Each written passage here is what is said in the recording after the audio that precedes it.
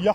Side walking, or what I call side walking, making the horse move left while the neck is right, or the opposite, in walk, in trot, in canter, or even when the horse is standing in his place, is not just a move you do. In most ways of riding, like dressage riding, western riding, and so on, they do it with this purse. It's a very important move that they have to do because they do it in competitions, or they need it with the cattle or cows and so on. But in my way of riding, I don't do it for the move itself. I'm not doing it to do it in front of someone. I'm not doing it for a video. I'm doing it to remind the horse that I can control his body in that way when he wants to use it against me.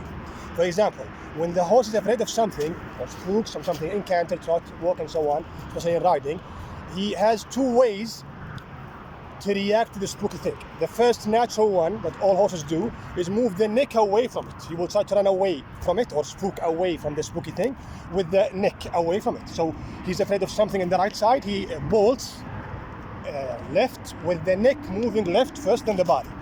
Unconsciously, as a good rider, and most riders will point the neck or direct the neck at the spooky or the scary thing. So with time, the horse will do the second option, which is looking at the spooky thing or the scary thing and moving his hindquarters and body away from it. Most ways of riding who do the side walk in a very perfect way, like dressage riding for example, will not be able to make the horse give them the side walk when it really matters, when he spooks.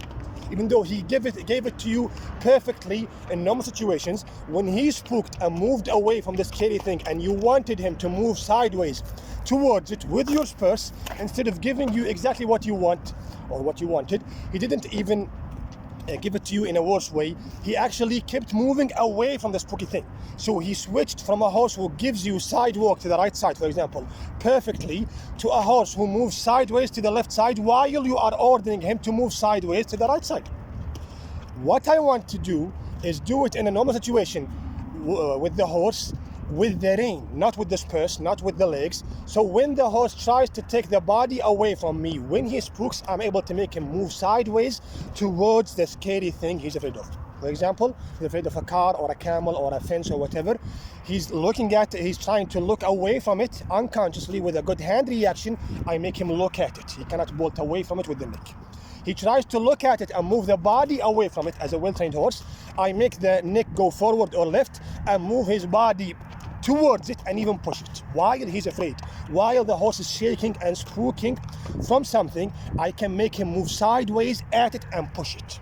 Well-trained horses in other ways of riding who do the side walking better than I do it in normal situations because of the spurs, because of the pain of their legs.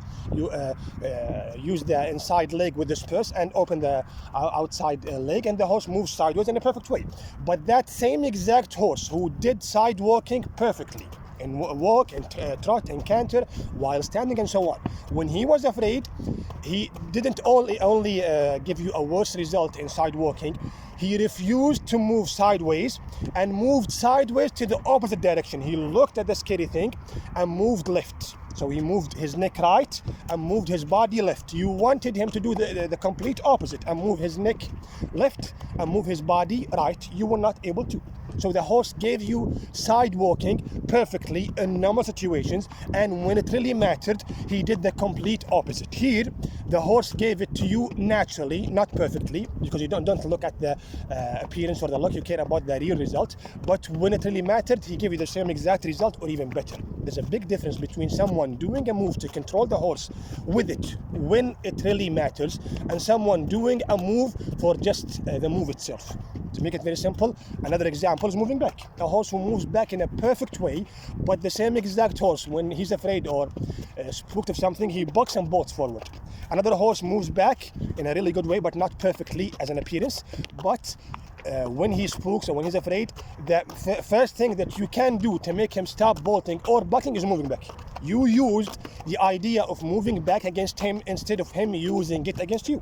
In the other ways of riding, even though they pretend they do it more perfectly than you do it as an appearance in normal situations, but when it really mattered, the horse used it against them. Instead of moving back, he bolted or bucked. So it's not just a move, it's a move to prove to the horse and to yourself how light his neck is when it really matters. If the neck is light, but when it really mattered, it became really heavy or stiff, it doesn't count.